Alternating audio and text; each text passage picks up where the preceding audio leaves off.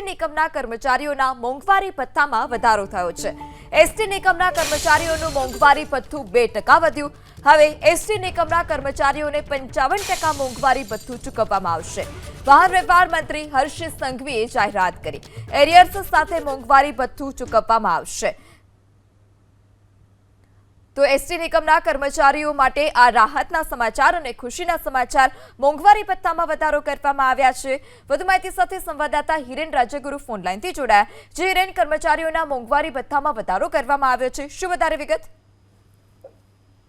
वाहन व्यवहार मंत्री हर्ष संघवीए सोशल मीडिया पर जाहेरात करी अने आ समाचार आप्या छे के एसटी विभागना जे कर्मचारी छे ए कर्मचारीओना भत्थामां जे मोंघवारी भत्थुं तेमने मळतुं होय छे तेनी अंदर 2% नो वधारो करवामां आव्यो छे।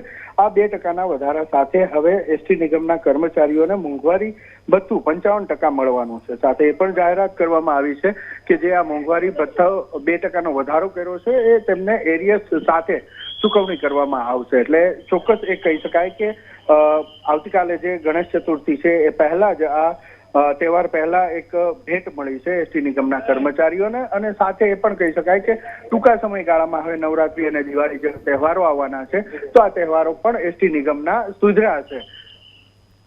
જી હિરેન, માહિતી બદલ આભાર।